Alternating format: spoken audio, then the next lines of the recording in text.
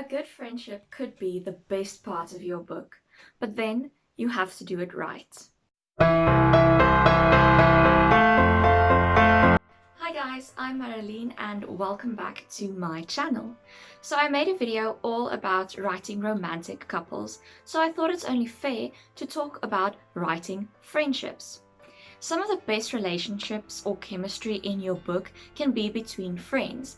So here are 5 tips to help you bring those fictional friendships alive on the page. So could tip number 1 be anything but good banter? One of the best things about reading a fictional friendship is the way they bounce off of each other while important plot points are happening. So there has to be that chemistry, the way they interact with each other, react to each other naturally. So every friendship will have their own way of doing banter. Maybe they tease each other through facial expressions. Maybe it's a more physical way of goofing around. Maybe they already know that the other person is going to make a snarky comment and retort before the other person has made it. Some friendships don't have this. So banter isn't necessary, but it is a really good way to get your readers to really love those two friends together.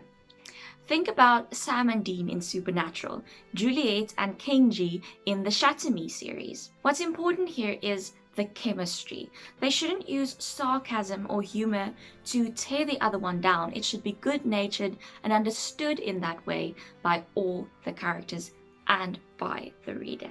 Tip number 2 is to have them be mutually supportive of each other. Unless you're writing a toxic friendship specifically, your characters should want to help the other, should be happy when the other succeeds. Even if one is the main character and the other is the sidekick, they should be mutually supportive. They should be cognizant of the other's needs and considerate in that regard. Few things will make your main character as likable as remembering to check in on their best friend even when they are in the middle of a crisis. This also works in terms of using the correct way of comfort when the other one isn't feeling great. So friends will know, okay, my friend likes physical comfort, and give them a hug or a back rub or whatever. Maybe they know, okay, no, this person doesn't like physical comfort, they like material comfort, and so they bring ice cream, they watch movies together, things like that. So remember that even if the one is more important in terms of your story, that doesn't mean that that character should see themselves as more important than their friend. What really gets me every time is when there's a character who is upset or really emotional and they refuse to be consoled by anyone but their best friend. But this is just personal preference. Number 3 is knowing each other's backgrounds or family story. This really only applies to friends who have been friends for quite a while. Best friends know the layout of their friend's family home. They know their family members, the personalities of their pets. They can talk about things that other people will never understand, like the 2009 Thanksgiving disaster, or you know how Uncle Fred is. They know the highs, the lows, and the mundane details. So the way that you can show this without making it too obvious and making it exposition-y is to have something happen and the other friend recognizes the backstory behind it immediately. So let me give an example. Maybe the one friend comes to school the day with a black eye.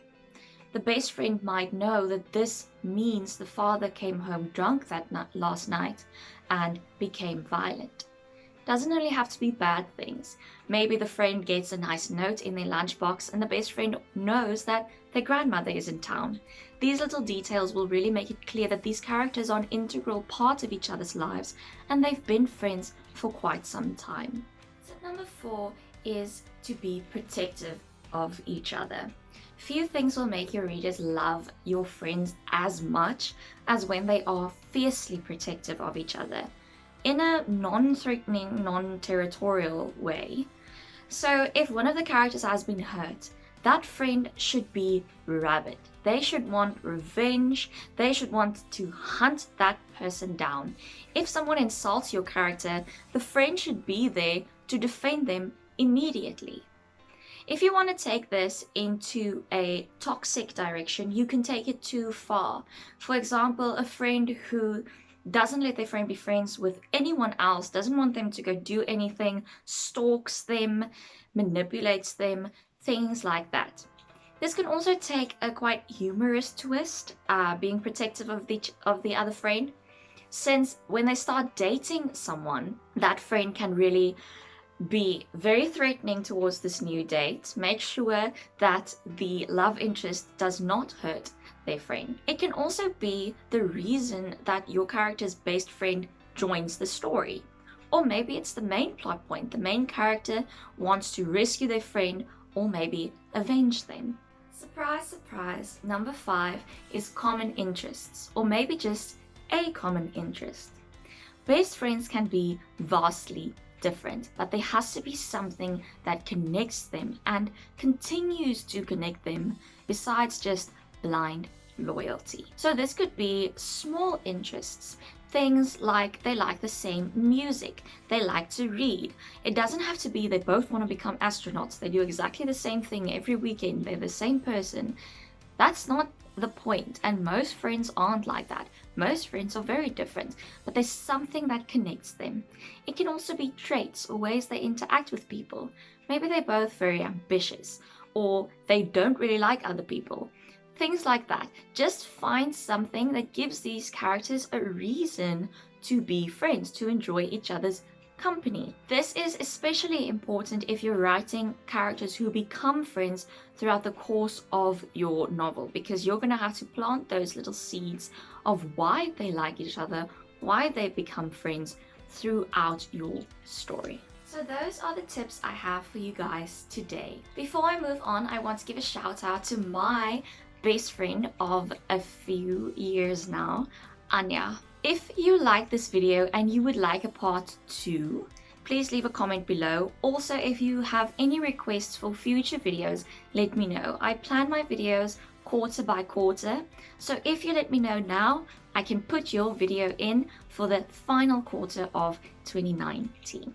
If you enjoyed this video, please be sure to give it a thumbs up and a share. If you want more content like this in the future, you have to hit that subscribe button.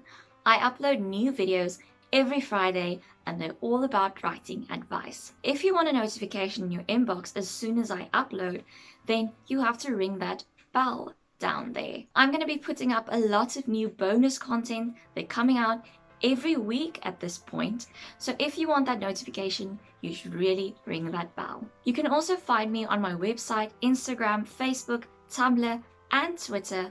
All the links are listed below, and I'll see you guys next week. Bye!